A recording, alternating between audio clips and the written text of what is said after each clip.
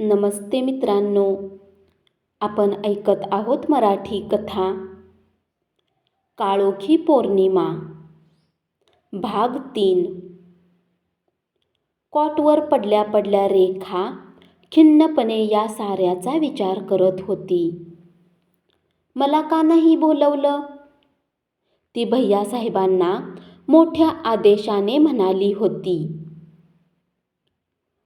खरं पण खरोखरच त्यांनी तसे केले असते तर ती कॉलेजचे आकर्षक आयुष्य सोडून खेड्यातले नीरस आयुष्य जगायला सुखाने आली असती का?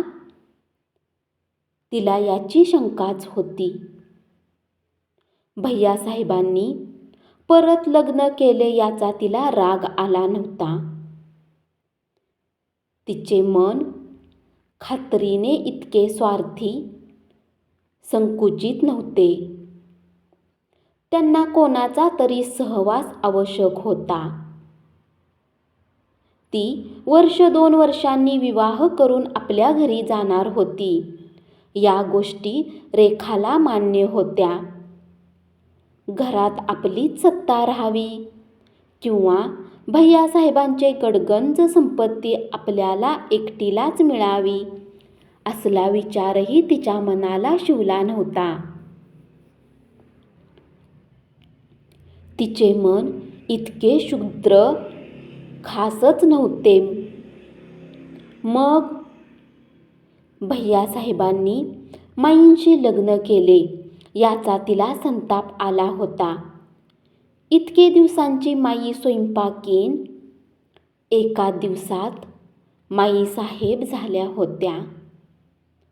रेखाला हेच विपरीत अयोग्य वाटत होते. आणि आता तिला असेही वाटायला लागले की आपण येथे नाही असे पाहून माईंनी गेले 2-3 वर्षे हे कारस्थान हळूहळू शिजवत आणले होते. त्यांनी भैयासाहेबांवर काय मोहिनी घातली होती कोणास ठाऊक. दोघे घरात एकटेच होते कदाचित तेही. हा विचार मनात येताच रेखाने शरमेने लाल झाली होती. माईंनी घरातली सगळी विश्वासू माणसं हळूहळू कामावरून कमी केली होती व आपल्या मर्जीतल्या माणसांची तेथे भरती केली होती. नोकर माणसांना काय? घरात खरी सत्ता कोणाची चालते हे कळायला काही वेळ लागत नाही. पण इतकेही होऊन भैयासाहेब जर खरोखर सुखी समाधानी दिसले असते तर रेखाने तेही एक आईचीत दुःख अशा भावनेने सहन केले असते. पण तसे नव्हते. स्वतःच्या घरात भैयासाहेब दिनवाने झाले होते. त्यांच्या करारी स्वभावाची सारी धार पारबोथट झाल्यासारखी दिसत होती. आपल्याला येथे राहणे फार दिवस शक्य नाही असे तिला स्पष्ट दिसले. तिच्या व माईच्या पहिल्या भूमिकांमधील अंतर ती कधीही विसरू शकणार नव्हती. व माई आपली नवी सत्ता तिच्यावर गाजवण्याची एकही संधी दवडणार नव्हत्या. त्यांचा संघर्ष अटळ होता. पण मधल्यामध्ये भैयासाहेबांची किती ससे होलपट होईल याचा विचारही रेखा करून अस्वस्थ झाली होती. या घराशी तिचा यापुढे असा कितीसा संबंध येणार होता?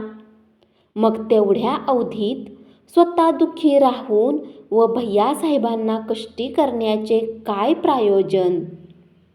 शिक्षणाच्या निमित्ताने ती आणखी 1-2 वर्षे दूर राहिली तर भैयासाहेब त्याला खास विरोध करणार नाहीत. कदाचित त्यांना सुटल्यासारखे वाटेल आणि तिलाही तसेच वाटेल. येथे राहून विनाकारण अपमान करून घेण्यात काही अर्थ नव्हता. दारावर कोणीतरी टकटक केले. कोण आहे? निजल्याच रेखाने विचारलं. पानं घेतली आहेत ताईसाहेब, जेवायला बोलावलं आहे. हे बघ, माझे ताट वाढवूनच वर घेऊन ये. मी खाली येत नाही. बरं आहे ताईसाहेब. बाई खाली गेली. आत्ताच माई समोर बसण्याची रेखाची अजिबात तयारी नव्हती. प्रवासाने रेखा जरी थकली होती तरी रात्रीची तिची झोप अस्वस्थ अशीच होती. घरी आल्याला 24 तासही व्हायचे होते. त्याआधीच परत दूर कोठेतरी जायचा विचार करायची तिच्यावर वेळ आली होती. सकाळचा चहाही तिने खोलीतच घेतला. स्नानासाठी ती खोली बाहेर पडली तेव्हा तिच्या लक्षात आले, आपल्याच घरात आपण संकोचाने वागत आहोत.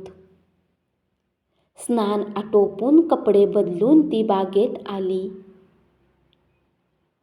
यावेळी भैय्यासाहेबही पूर्वी रोज बागेत एक चक्कर टाकीत असत. माळ्याचे काम पाहणं, दुसऱ्या दिवसाकरिता त्याला काही सूचना देणं, पूजेसाठी फुले, घरासाठी काही निवडक फळे तोडून आणणे असा त्यांचा कार्यक्रम असे. ते अजून येतात की नाही हे रेखाला पाहायचे होते, पण ते आधीच बागेत आले होते. लांबूनच रेखाला त्यांची उंच पाठमोरी आकृती दिसली आणि विशेष म्हणजे त्यांच्याबरोबर माई नव्हत्या. रेखाने चटकन पावले उचलली. त्यांच्याजवळ जाऊन पोहोचली. रेखा, काल तू जेवायला खाली नाही आलीस? काही होत नाही ना? तिने या प्रश्नाचे उत्तर टाळले. उलट ती त्यांना म्हणाली, भैय्यासाहेब, तुम्हाला आज सकाळी काही काम आहे का? का बरं नाही? निकडीचे काहीच काम नाही. आपण मळ्यापर्यंत फिरत फिरत जाऊया का मग? गाडी बोलावतो की. नको, मला तुमच्याशी काही बोलायचे आहे. गाडी जाऊ दे मळ्यावर. आपण येताना गाडीने येऊ. येताना.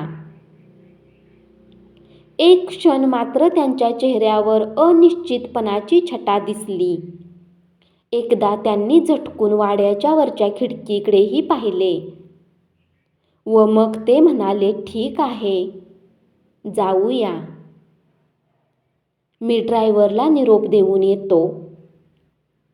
मळा स्टेशनच्या पलीकडच्या बाजूस होता. त्या दोघांना गावातला मुख्य चौक ओलांडून जावे लागले. पूर्वी या रस्त्याने जाताना भैय्यासाहेबांना शेकडो लोकांनी थांबवले असते.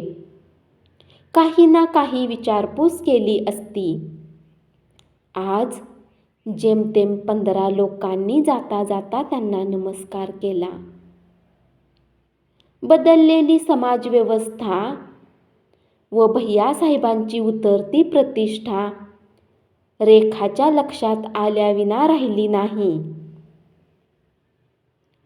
नव्याने दिसणाऱ्या इमारतीबद्दल तिने विचारायचा प्रयत्न केला, पण भैय्यासाहेबांचे बोलण्यात लक्ष नव्हते व तिनेही तो नाद सोडून दिला. लेव्हल क्रॉसिंगपाशी त्यांना 5-7 मिनिटे थांबावे लागले. मग त्यांनी रेल्वे लाईन ओलांडून पलीकडच्या मोकळ्या निराळ्या भागात पाय टाकला. येथे अजून उलथापालथ झाली नव्हती. सूर्य बराच वेळ आला होता, पण अजून खरा उन्हाळा लागला नव्हता. गावाजवळच्या शेतातून मोठ चालू झाल्या होत्या. सकाळच्या मंद वाऱ्यावर रानगवताचा सुवास व मोटेवरची एखादी ललकारी त्यांच्यापर्यंत येऊन पोहोचत होती. मनावरचा ताण हलका झाल्यासारखे रेखाला वाटले. रेखा, काल तू घरात आल्या आल्या असे घडायला नको होते. मलाही त्याबद्दलच बोलायचं होतं. भैयासाहेब. रेखा, तुला माहीत आहे की ही चर्चा मला अगदी अप्रिय होणार आहे, पण ती एकदा व्हायलाच हवी नाही का? तू तिच्यावर एकदम एवढी का नाराज झालीस? भैयासाहेब, ज्या बाईला मी घरात स्वयंपाकीण या नात्याने वावरताना पाहिले, ती जर माझ्यासमोर घरादाराची मालकीण म्हणून ठसक्याने उभी राहिली तर मला काय वाटेल? मला तुम्ही कशाचीही कल्पना दिली नाहीत. घरात पाय टाकताच मला असा जबर धक्का दिला. असं का केलं की तिचीच इच्छा होती? तुझे परीक्षेवरचे लक्ष उडू नये म्हणून. माझ्या परीक्षेपेक्षा हा प्रश्न मला जास्त जिव्हाळ्याचा होता. रेखा, झालं ते झालं. तुला माझ्यावर टीका करायची असेल तर? नाही भैयासाहेब, मी तुमच्यावर टीका करणार नाही. तसं करण्याचा मला काय अधिकार आहे? तुमचे एकाकी आयुष्य मी समजू शकते. त्यासाठी तुम्ही असे काही केले तर मी तुम्हाला दोष देणार नाही. दोष देणार नाहीस? भैयासाहेब थांबून आश्चर्याने म्हणाले. मग काल एवढी का रागावली होतीस? मी माईवर रागावले होते व तो राग जन्मभर माझ्या मनात राहणार आहे. माझे असे स्पष्ट मत आहे की तुमच्या गरजेचा त्यांनी गैरफायदा घेतला. रेखा, हे शब्द मलाही दूषण देतात. माणूस सदिच्छेने कितीतरी गोष्टी करतो. पुढे काय होते ते कोण सांगणार?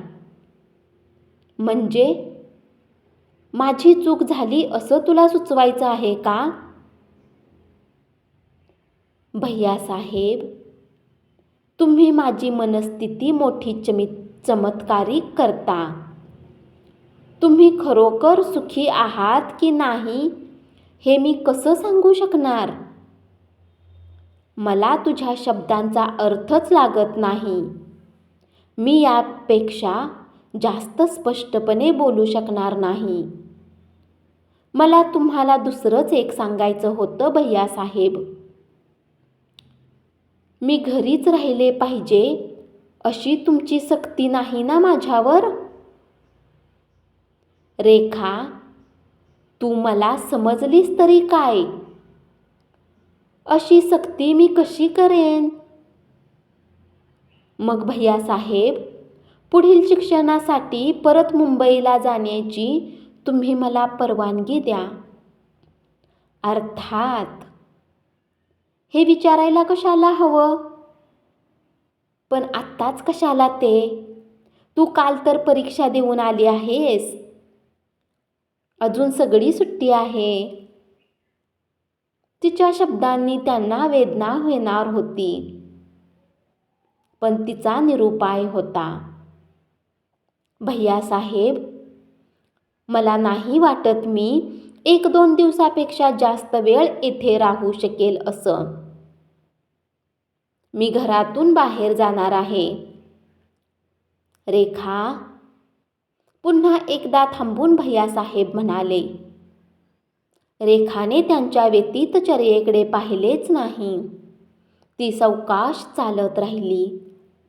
बराच वेळ काही न बोलता भैयासाहेब तिच्याबरोबर चालत राहिले. मनातल्या मनात त्यांनी तिच्या शब्दांचा अन्वयार्थ लावला असावा, कारण शेवटी ते खिन्नपणे म्हणाले, रेखा, तुला घरात चैन पडणार नसेल तर तू अर्थात बाहेर राहू शकतेस. तुला ज्यामुळे समाधान मिळेल ते तू कर. मला अर्थात फार वाईट वाटणार आहे परत ताटातूट होताना. तुझे यायचे पत्र आले तेव्हा मी मनाशी कितीतरी बेत आखले होते. असो. त्यांच्या आवाजातील दुःखाने रेखाला अगदी झटका बसला. पण भैयासाहेब, तुम्ही अधूनमधून या की मुंबईला माझ्याकडे. मीही तुम्हाला मुंबईत कितीतरी गोष्टी ठिकाणी दाखवू शकेन. जाऊ दे, त्याची चर्चा आता कशाला. किती दिवस राहणार आहेस ते तरी कळू दे एकदा. पौर्णिमेपर्यंत तरी आहेस की नाही. मला काय माहीत पौर्णिमा केव्हा आहे ती. आणि पौर्णिमेपर्यंत का. 3 दिवसच राहिले आता. तुला काहीच आठवत नाही का. आणि मग तिला आठवले.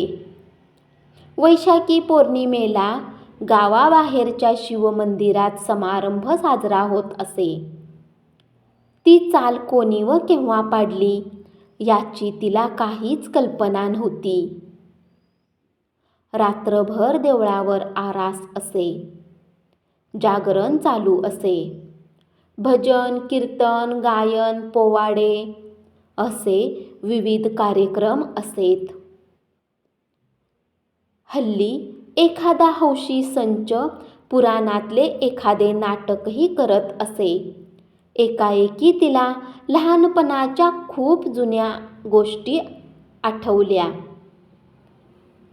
रात्रभर जागणार असे अट्टहासाने म्हणत 9 वाजायच्या आतच ती आईच्या मांडीवर कशी झोपायची. आवाजाने व कल्लोळाने अवेळी जाग आली की दिव्यांचा झगमगाट व टाळ्यांचा गजर याचा वर्षाव कसा व्हायचा. अर्धवट झोपेत व अर्धवट जागी अशात जरा वेळ ते पाहत राहून शेवटी ती झोपी जायची. तिची आई असती तर तिच्यावर अशी खेदकारक वेळ आलीच नसती. मग तिने कष्टाने आपले मन आवरले व ती मनाशी म्हणाली, राहीन मी तोपर्यंत. भैयासाहेब अजून तसाच उत्सव होतो का हो. पाहूया मीही गेल्या 1-2 वर्षात आलेलो नाही. मळ्यावर पोचल्यावर भैयासाहेबांनी इमारतीच्या वरांड्यातच मुक्काम ठोकला व तेथेच कामाची विचारपूस करायला सुरुवात केली. रेखाला त्यात काहीच स्वारस्य नव्हते. ती मागच्या बाजूच्या गर्द राईत हिंडून आली. परत येईपर्यंत गाडीही आली होती व भैयासाहेबांचे कामही झाले होते. दोघेजण गाडीतून घरी निघाले. संध्याकाळी रेखा फिरत फिरत गावात आली व चौकातून तिला गुने गुरुजी भेटले.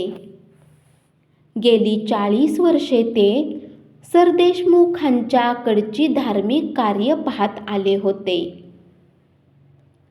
का हो गुरुजी, मला ओळखलं नाहीत का.